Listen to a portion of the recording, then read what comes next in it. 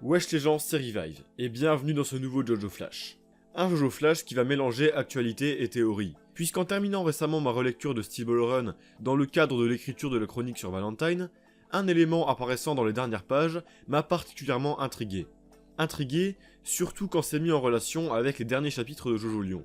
Vous l'aurez compris, je vais aujourd'hui vous présenter une rapide théorie qui m'est venue en tête, et qui fait le lien entre la fin de Steel Ball Run et les tout derniers chapitres de Jojo Lion, qui vous l'aurez compris, concerne bien sûr la rotation. Et vous l'avez vu dans le titre, les origines de Mamezuku. Cette vidéo s'adresse donc aux personnes à jour sur Jojo Lion. Je vous invite à quitter cette vidéo si ça n'est pas le cas, et également à aller rattraper cette partie, parce que Jojo Lion, c'est quand même vachement bien. J'aurais pu intégrer cette théorie dans la prochaine review, mais elle prend quand même un certain temps à être expliquée, et il est aussi possible que l'on ait des réponses dans le prochain chapitre en question. C'est donc une vidéo qui est là pour vous présenter une théorie qui, je pense, n'est pas spécialement extrêmement recherchée et doit être connue par pas mal de personnes, mais qui est extrêmement intéressante, et j'ai envie de la présenter au plus grand nombre. On est donc simplement là pour se hyper un coup avant le prochain chapitre, et faire un point sur l'élément qui me questionne le plus, et ce sur quoi porte précisément cette théorie, à savoir, d'où est-ce que Mamezuku possède toutes ses connaissances sur la rotation. Allez, c'est parti. Bon, l'élément qui a fait naître en moi cette théorie est une information qui apparaît sur l'avant-dernière page du tout dernier chapitre de Steel Ball Run. L'on apprend que le royaume de Néapolis abolira son régime royal suite à une révolution, devenant alors une région républicaine. La famille Zeppeli, les légendaires bourreaux au service de la famille royale qui, pour rappel, utilisaient la rotation pour immobiliser et exécuter proprement les condamnés à mort depuis le Moyen-Âge, se sont donc vus contraints d'abandonner leur tradition familiale millénaire en raison de la fin de la monarchie. Mais ce qui retient mon attention, c'est que l'on apprend que la famille Zeppeli aurait migré vers un autre pays après ces événements. Hop, on fait un bond dans le temps d'une centaine d'années pour arriver à Morio, en 2011. Au cours de cette 8ème partie, l'on fera la connaissance d'un expert en plantes nommé Rai Mamezuku, descendant d'une famille reconnue d'agriculteurs fruitiers. Et plus récemment, lors du chapitre 100 de Jojo Lion et jusqu'au chapitre le plus récent, l'on a vu que notre cher Mamezuku connaissait la rotation, et a donné des conseils à Josuke pour libérer son pouvoir enfoui, et ainsi pu développer sa rotation.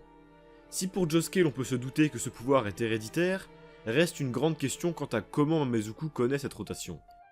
Et c'est donc là que la théorie commence.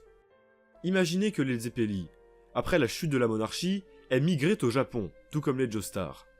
Il est tout à fait possible que sur cette nouvelle terre, voulant continuer à perpétrer leur tradition et savoir-faire familial, la famille Zeppeli chercha un moyen d'utiliser leur rotation à bon escient, afin de ne pas laisser cette incroyable technique tomber dans l'oubli. Et pourquoi pas, à tout hasard, dans le domaine de l'agriculture.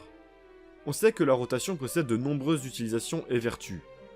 Il est possible qu'une certaine utilisation de la rotation permette, je sais pas, d'accélérer la croissance des plantes, ou de les cultiver dans de parfaites conditions pour que les fruits possèdent un goût exceptionnel. Ainsi, le savoir-faire ancestral des Zeppeli continuerait d'exister, et bénéficierait à la population. Cette famille se serait reconvertie dans l'agriculture, et aurait donc gardé leur prestige d'antan, mais dans un tout autre domaine. Il est aussi possible qu'une femme de la famille Zeppeli se soit mariée avec un japonais également agriculteur, et qu'ils aient eu un fils ensemble, capable donc d'utiliser la rotation, ou tout du moins, sache comment s'en servir, et que cette technique se soit transmise de génération en génération au sein de cette famille. Vous l'avez bien sûr compris, cette théorie veut que la famille Mamezuku, et donc notre cher Rai, soit des descendants directs de la famille Zeppeli. Le descendant du légendaire Jairo Zeppeli, qui remplira la même fonction que son aîné un siècle plus tard, à savoir enseigner la rotation aux descendants de la prestigieuse lignée des Joestar, afin de venir à bout d'un puissant ennemi et évoluer ensemble. Comme si le destin de la famille Zeppeli était lié à celui de la famille Joestar. Cela expliquerait pourquoi il en connaîtrait autant sur la rotation, qu'il sache en servir ou non.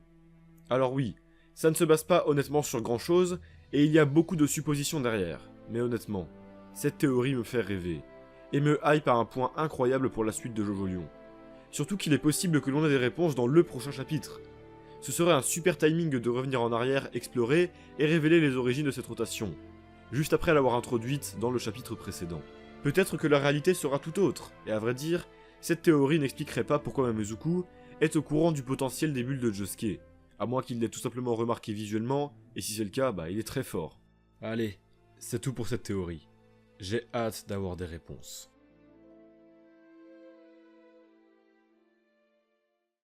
Voilà, c'était très court mais j'avais vraiment envie de vous faire part rapidement de cette théorie qui m'est venue en tête lors de la fin de ma relecture de Steel Ball Run. Bien sûr, ça n'est qu'une théorie, et libre à vous d'ajouter des éléments pour l'étayer ou au contraire la démonter en commentaire. J'ai bien envie de voir ce que vous en pensez. C'était donc une très courte vidéo, mais ça me fait essayer un nouveau format de théorie sur Jojo qui est plutôt sympa à faire, et qui j'espère vous aura plu. Ça m'a aussi permis de faire une petite transition entre Jojo Lion et la chronique sur Valentine, c'était vraiment une petite vidéo chill qui m'a fait du bien. Allez, de mon côté je vais continuer l'écriture de la chronique sur Valentine, car avant tout, c'était bien le but de ma relecture de cette incroyable partie. Et je vous donne donc rendez-vous aux alentours du 20 pour la review du chapitre, et ainsi faire un point sur cette théorie, et peut-être connaître la vérité. Allez, salut. Et n'oubliez pas, bah ouais, Jojo c'est la vie quand même.